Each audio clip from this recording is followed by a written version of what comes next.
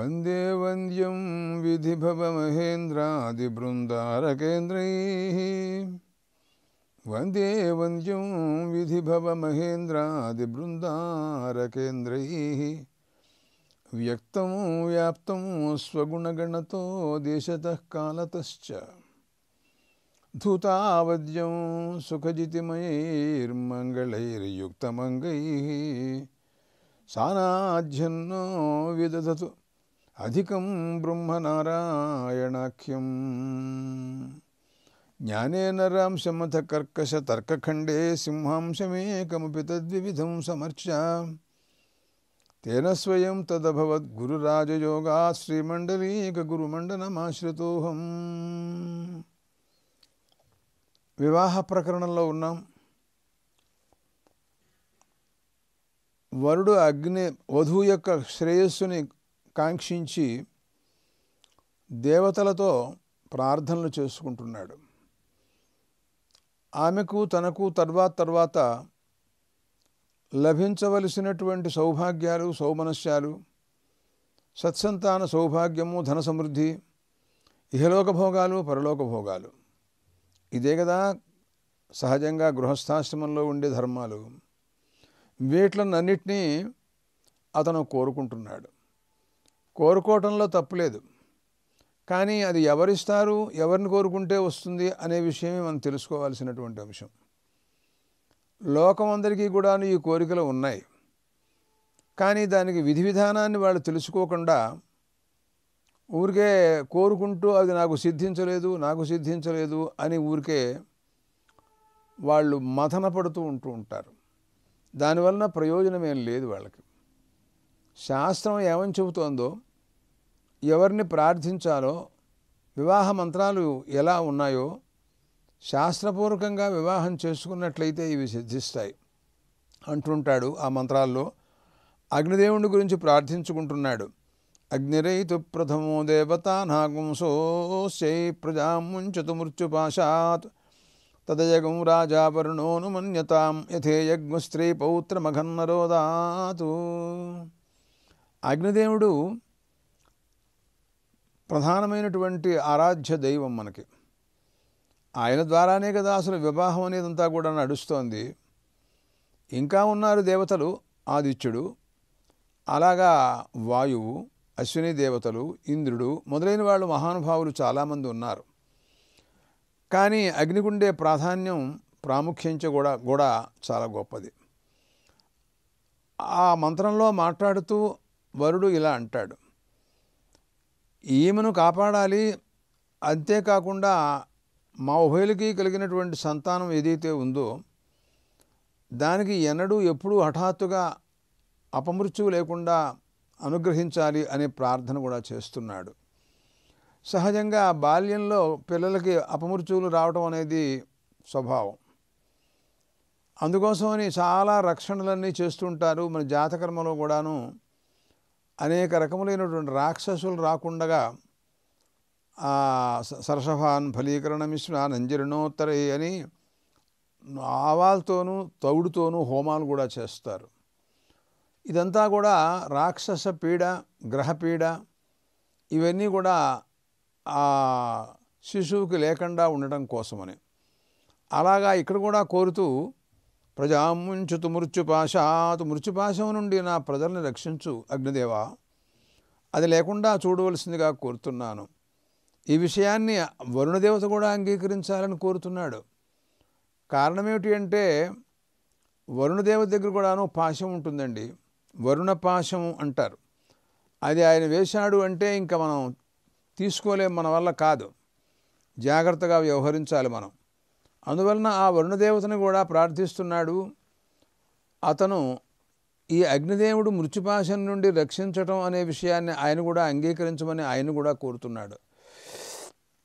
అలాగా యథేయజ్ఞ స్త్రీ పౌత్రమఘన్నరోదాతు, నా వధువు, నా భార్య ఎన్నడూ కూడా సంతానాన్ని గురించినటువంటి రోదనం, మాకు కలిగినటువంటి సంతానం పట్ల ఎటువంటి ప్రమాదం కానీ, ఎటువంటి అనర్థం కానీ, అపమృత్యువు కానీ లేకుండా ఉండాలి అని అది లేకుండా ఉంటే ఇంకా ఏడుపుకి రోదనానికి ప్రసక్తే ఉంటుందండి అని ఈ రకమైనటువంటి భావాలన్నీ ఆయన ఈ మంత్రంలో ప్రార్థించుకుంటున్నాడు.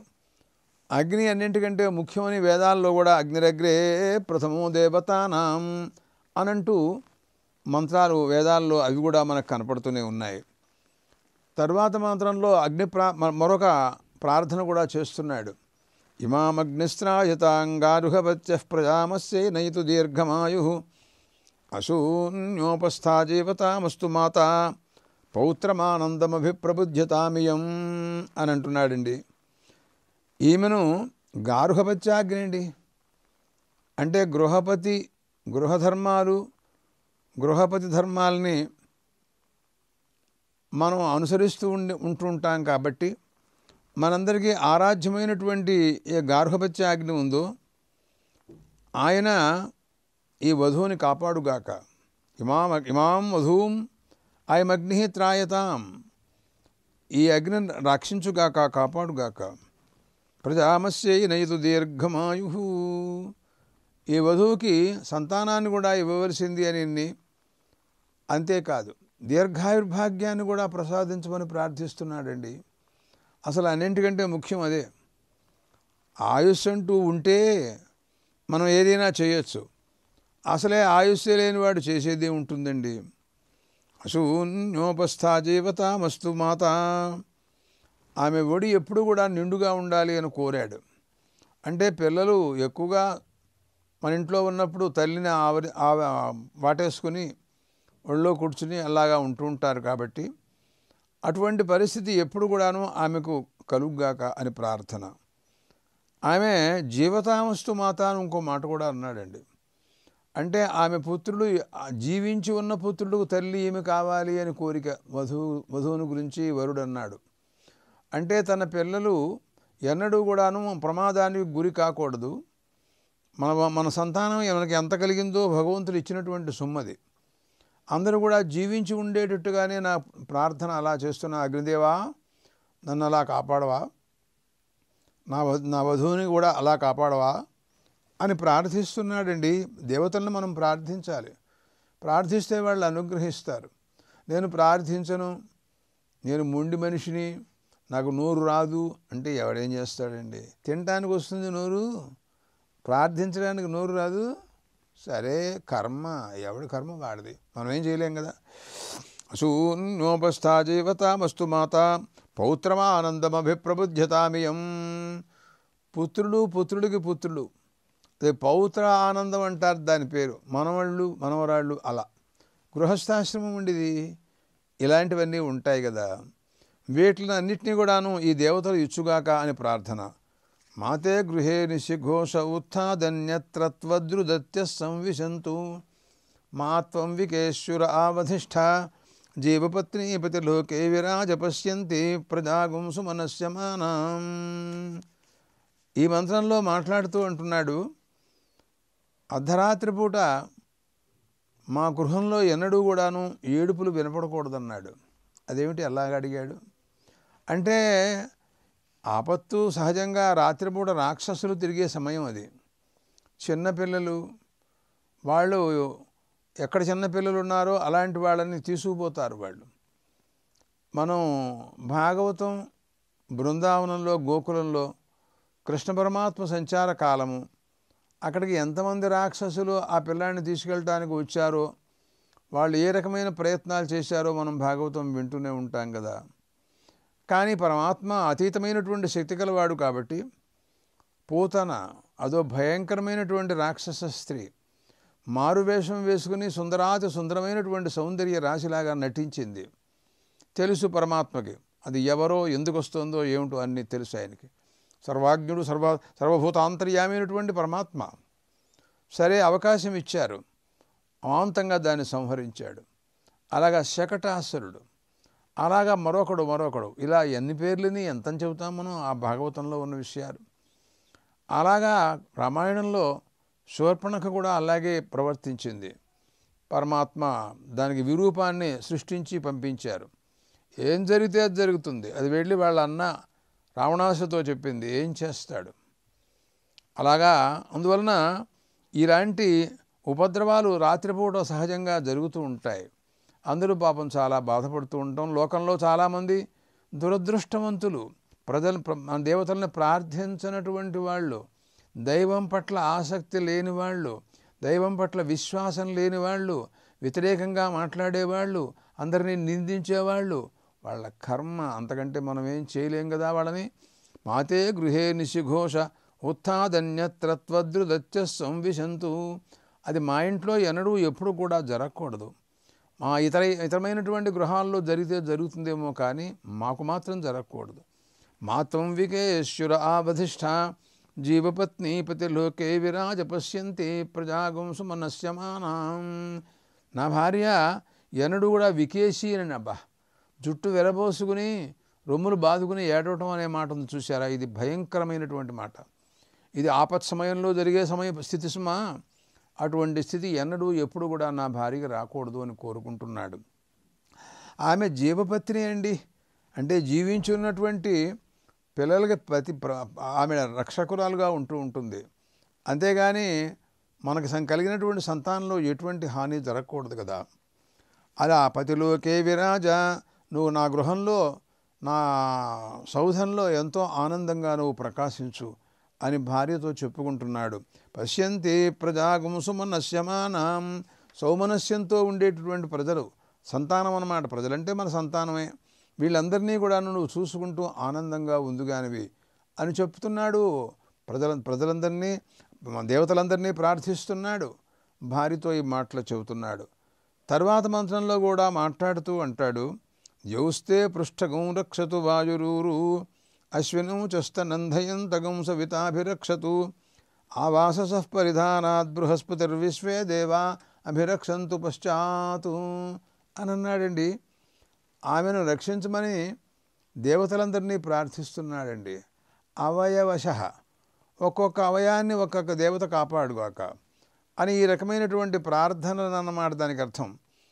అదే ఆ భయంకరమైనటువంటి పూతనను సంహరించిన తర్వాత, రాక్షస స్త్రీ చచ్చిపోయిందన్న సంగతి తెలిసిన తర్వాత తల్లి యశోద వచ్చి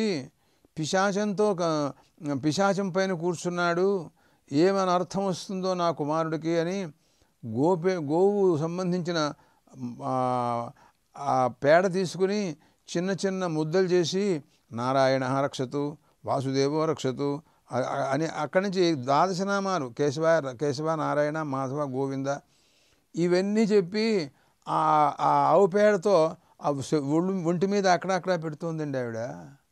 పాపం ఈయన నారాయణ సంగతి ఆవిడ తెలియదు. పాపం తెలియక ఆ నారాయణ కాపాడుగాక అని అంటున్నాడు. ఈయనేగా నారాయణ అసలు. సహజంగా అలా అంటూ ఉంటారు.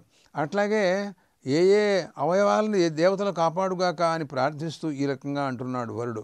జౌస్తే పృష్ఠగం రక్షతు, నీ ఉపరిభాగం పృష్ఠభాగాన్ని జులోకాభిమాని దేవత కాపాడుగాక. అలాగా ఊరువుల్ని వాయుదేవుడు కాపాడుగాక. అశ్వినం చస్తనందయంతం సవితాభిరక్షతు, అశ్విని దేవతల స్థనాల్ని కాపాడుగాక. నీ పిల్లల్ని, పాలు తాగే చంటి పిల్లల్ని సవితృదేవుడు ఆయన కాపాడుగాక అని ఎప్పుడూ దేవతలను కాపాడుగాక దేవతలను అడుగుతాడండి.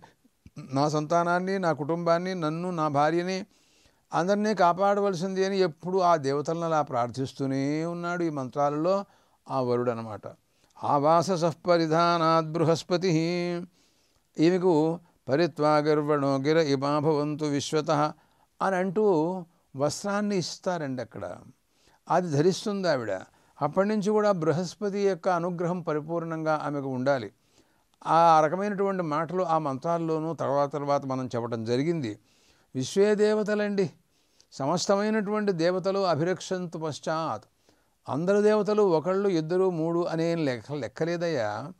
దేవతలందరూ కూడా నన్ను కాపాడవలసిందిగా, నా భార్యను కాపాడవలసిందిగా కోరుతున్నాను అని ఈ రకమైన ప్రార్థనలన్నీ చేశాడండి. అంటే ఈ మంత్రంలోనే చాలామంది దేవతల పేర్లు చెప్పాడు. జులోకాభిమాని దేవత వాయువు, అశ్విని దేవతలు సవిత, బృహస్పతి, విశ్వే దేవతలు. అబ్బా ఎంతమందిని ప్రార్థిస్తున్నాడో పాపం.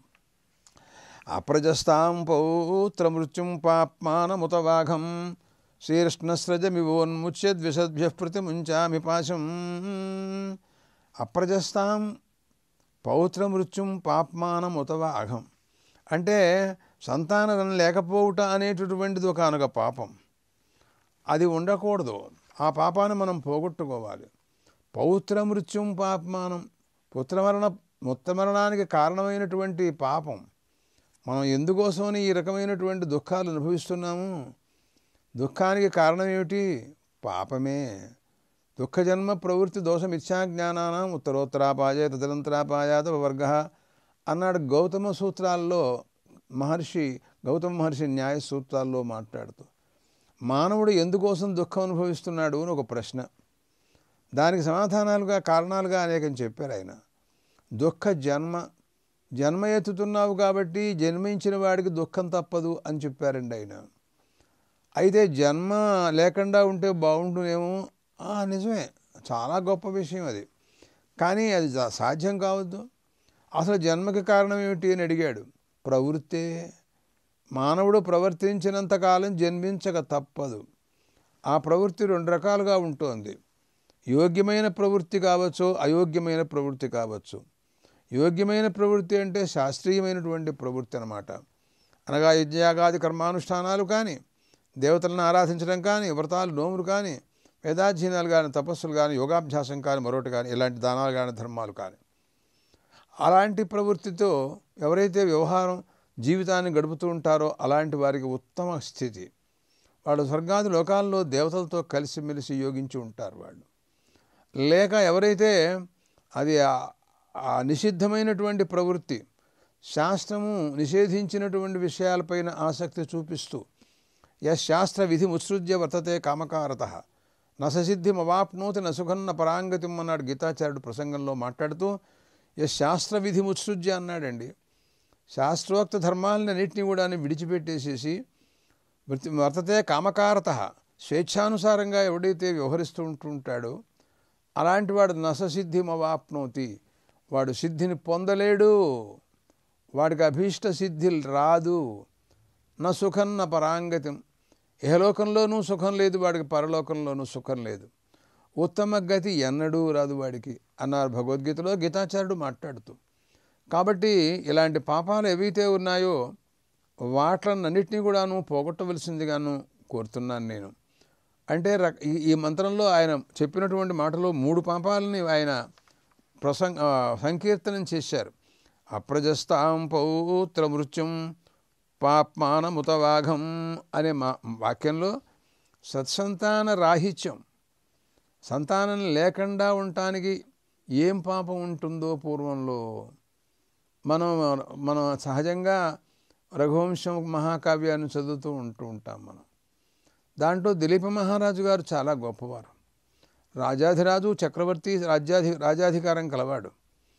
ఆయన చాలా కాలం సంతానం లేక రాజ్యం చేస్తున్నా కూడా దానికి ప్రతిబంధకం ఏమిటో తెలుసుకుందామని వశిష్ఠ మహర్షి యొక్క ఆశ్రమానికి వస్తాడు పాపం. ఆ వశిష్ఠ మహర్షి వాళ్ళ కులగురువు, వాళ్ళ యోగక్షేమాలు అడుగడుగునా చూస్తూ ఉంటారు ఆయన.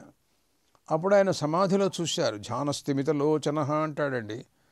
అంటే ఒకనొక మడుగులో నిండా నీళ్లుంటాయి, లోపల చేపలు కదలక మెదలక ఉంటే ఆ మడుగు ఎలా ఉంటుందో ఆయన హృదయం కూడాను అలా నిశ్శబ్దంగా పెట్టుకున్నాడు ఆయన. అనగా ఇంద్రియములకు సంబంధించి ఇంద్రియాల వల్ల కలిగేటటువంటి వైక్లభ్యం కానీ తర్వాత లేకపోతే ఏదైనా విక్షేపం కానీ లేకుండా ఏకాంతంగా చూశాడు. వెంటనే అర్థమైపోయింది ఆయనకి, ఈయన ఒకప్పుడు స్వర్గలోకంలోకి వెళ్ళాడట. స్వర్గలోకంలో దేవతలకు సహాయం చేసి రావటం కోసం వెళ్ళాడు. స్వర్గలోకంలోంచి తిరిగి వస్తున్నాడు దిలీప మహారాజు. మార్గమధ్యంలో కామధేను ఉంది. కానీ ఆయన ఆ సమయం తన భార్య ఋతుస్నాత అయి ఉంటుందని ఆ ధ్యాసలో వస్తూ ఆ కామధేను పక్కన ఉన్నట్టుగా గుర్తించలేకపోయినాడు. అక్కడి నుంచి వస్తున్నా కూడా మనస్సు ఆలోచనలో పడిపోవడంతో ఆయనకి గుర్తు తెలియలేదు. అప్పుడు ఆ కామధేనువు శాపం పెట్టింది. నువ్వు ఏ కారణంగా నువ్వు ఇంటికి పెడుతున్నావో నీకు సంతానం లేకపోవుగా కానీ శాపం పెట్టింది. కానీ ఆ మాట వినలేదు ఆయన. కారణం ఏంటంటే పక్కన పైనుంచి అమాంతంగా గంగ పడుతోంది, గంగా ప్రవాహం పడుతోంది. ఆ ఘోషలో అది కూడా వినపడలేదు ఆయనకి. ఇంటికి వెళ్ళాడు, కానీ ప్రయోజనం శూన్యం. చాలా సంవత్సరాలు గడిచింది. ఇదంతా జరిగినట్టుగా వశిష్ఠ మహర్షికి సమాధిలో ఇదంతా కూడా కనపడింది ఆయనకి. అప్పుడు వెంటనే సమాధిలోంచి బయటకు వచ్చి, మహారాజా, ఇదిగో ఇది నీవు సంతానం కలక్కపోవటానికి గల ప్రతిబంధకం అని చెప్పాడు. కామధేను యొక్క శాపం నీకు ఏర్పడింది. ప్రభు, తమరు నన్ను ఏం చేయమంటారు? ఇప్పుడు ఏం చేస్తే ఈ శాప నివృత్తి నాకు లభిస్తుందో తమరు అనుగ్రహించాలి అని కోరాడు. దాని కుమార్తె అయినటువంటి నందినిధేను నా దగ్గర ఉంది, ఈమెను నువ్వు సేవించు, సేవించినట్టయితే అనుగ్రహిస్తుంది, నీకు సంతానం కలుగుతుంది అని ఆయన అనుగ్రహించారు. మహాభాగ్యం, అంతకంటే నాకు కావాల్సిందేం లేదన్నాడు. అని ఆయన ఆ నందినిధేనును సేవించడం, అరణ్యాల్లో ఆశ్చర్యకరమైనటువంటి వర్ణన కాళిదాసు చెప్పినట్టుగా ఎవరు చెప్తారు అసలు అవి? అలాంటివన్నీ ఎన్నో చాలా గొప్పగా ఆయన అవన్నీ కూడాను చెబుతాడు. అది మధ్యలో పరీక్ష పెడుతుంది ఆయనకి.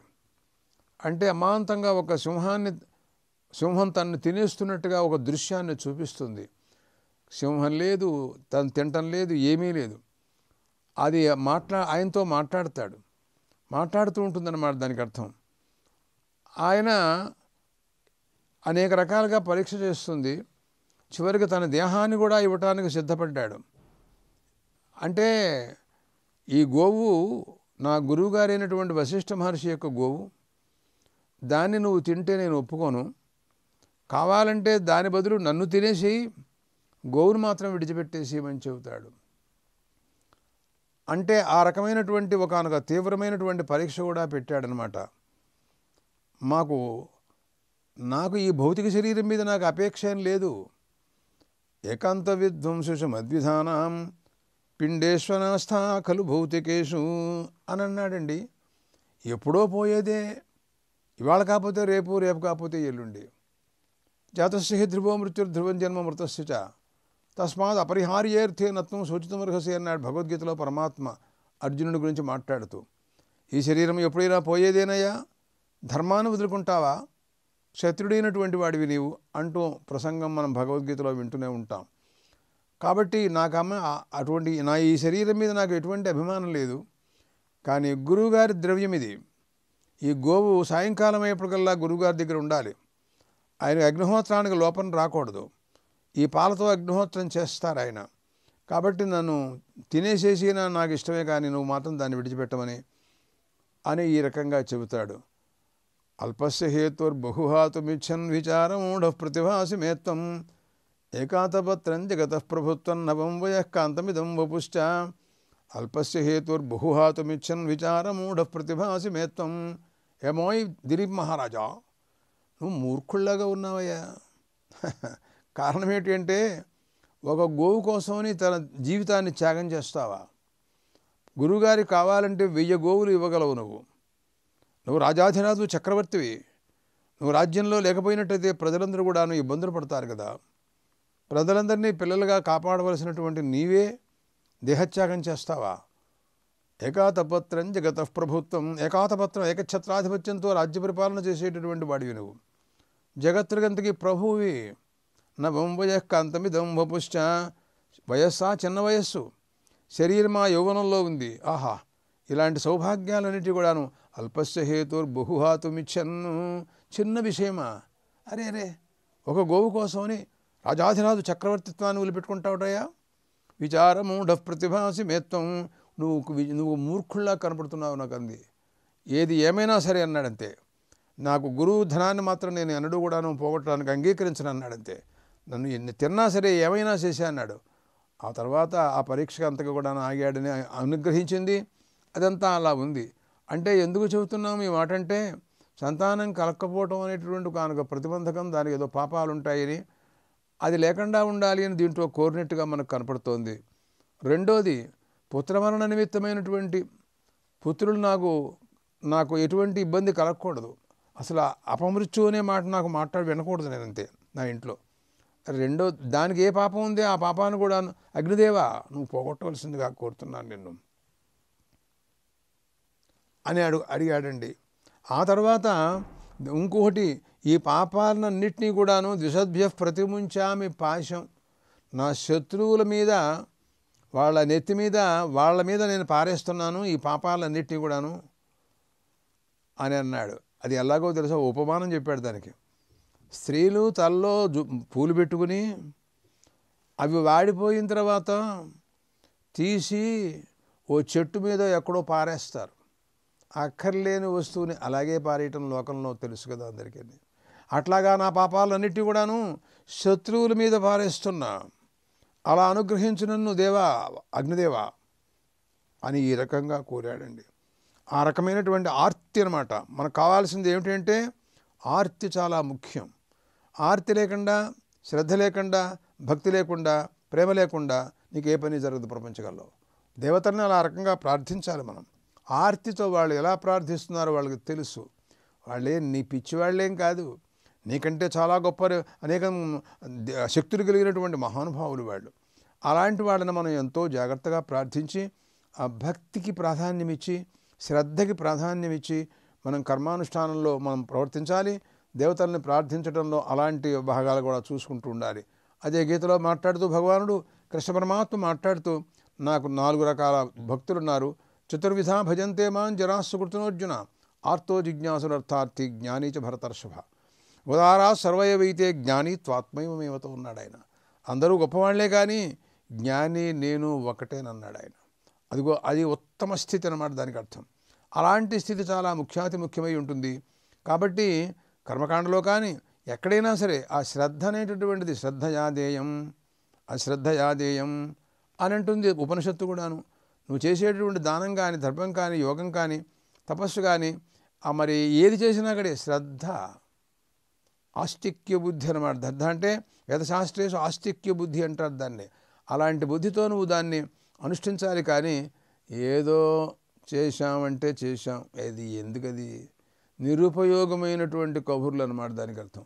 అలా కాకుండా మరి శ్రద్ధాశక్తులతో ఆ దేవతలందరినీ కూడాను ఈ రకంగా కాపాడుతూ దైవానుగ్రహాన్ని ఇప్పించడం కోసమని భార్య కోసమై ఆ వరుడు ఆ దేవతలను ఆ రకంగా ప్రార్థిస్తున్నాడు.